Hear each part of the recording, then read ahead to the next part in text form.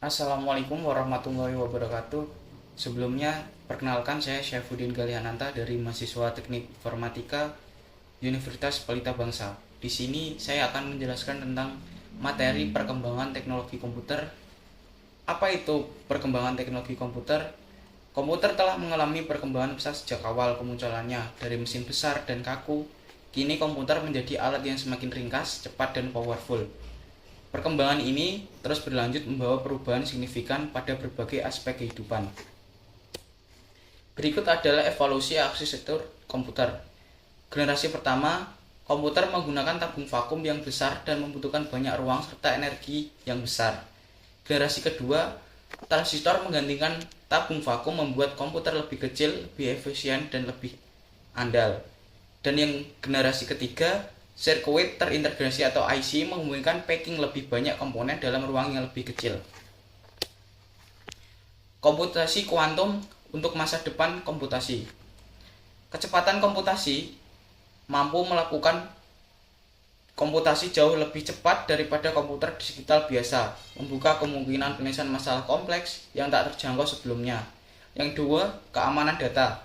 Prinsip mekanika kuantum memungkinkan komputasi kuantum menjadi lebih aman, sulit ditembus, dan dapat melindungi data-data sensitif. Yang ketiga, aplikasi baru. Komputasi kuantum dapat diterapkan di berbagai bidang seperti sains, keuangan, dan logistik, membuka peluang inovasi yang belum pernah ada sebelumnya. Selanjutnya, kecerdasan buatan dan pembelajaran mesin. Yang pertama adalah pengenalan pola. Kemampuan AI untuk mengenali dan mengoleksi kelola data dan dimanfaatkan untuk aplikasi seperti pengenalan wajah, suara, dan tulisan tangan. Yang kedua, pengambilan keputusan. Algoritma pembelajaran mesin memungkinkan AI membuat keputusan kompleks berdasarkan analisis data, melebihi kemampuan manusia dalam tugas-tugas tertentu. Yang ketiga, otomatisasi proses. AI dapat digunakan untuk mengotomatisasi proses rutin, meningkatkan efisiensi dan produktivitas di banyak sektor industri.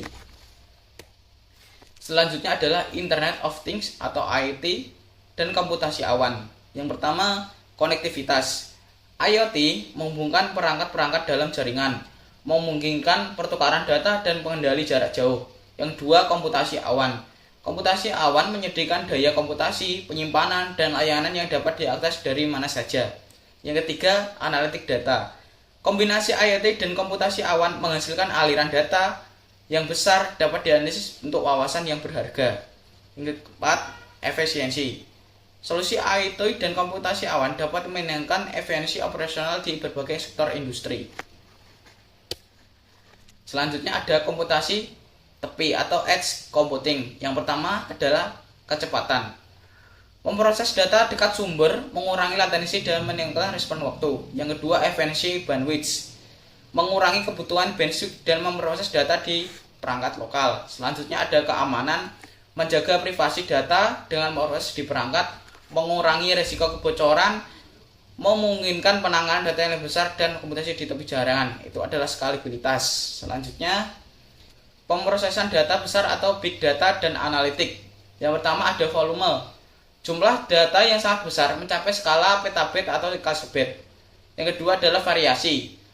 Data datang dari berbagai sumber dan format termasuk teks, gambar, video, dan audio. Selanjutnya ada kecepatan. Data dihasilkan dan diproses dengan kecepatan tinggi bahkan secara real time. Yang keempat ada nilai. Analitik data besar dapat menghasilkan wawasan berharga untuk pengambilan keputusan. Selanjutnya keamanan dan privasi data.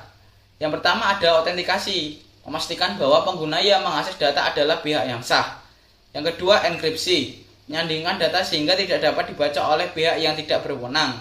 Yang ketiga kontrol akses, membatasi akses ke data yang hanya untuk pengguna atau aplikasi yang diizinkan. Yang keempat, pemantauan dan audit, memantau aktivitas akses dan penggunaan data untuk mendeteksi penyalahgunaan. Selanjutnya, dampak sosial dan etika teknologi. Yang pertama adalah sebagai lapangan kerja. Teknologi dapat mengubah lanskap pekerjaan yang dengan otomasi dan kebutuhan keterampilan baru. Yang kedua, privasi dan keamanan. Pengumpulan data dan penggunaan teknologi digital harus mematuhi prinsip-prinsip etika dan perlindungan privasi. Yang ketiga, akses dan keadilan. Distribusi manfaat teknologi harus diperhatikan untuk memastikan keadilan dan kesetaraan akses.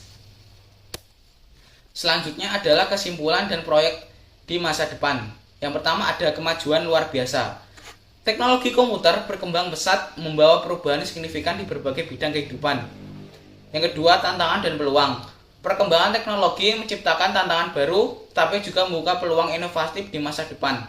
Yang ketiga, perlunya etika dan kebijakan. Diperlukan kerangka etika dan kebijakan untuk memastikan manfaat teknologi yang didistribusikan secara adil. Yang keempat, masa depan yang menjanjikan. Dengan pengolahan yang tepat, teknologi komputer dapat membawa kemajuan yang luar biasa bagi umat manusia. Terima kasih, itu adalah presentasi dari saya. Apabila ada kesalahan, saya mohon maaf.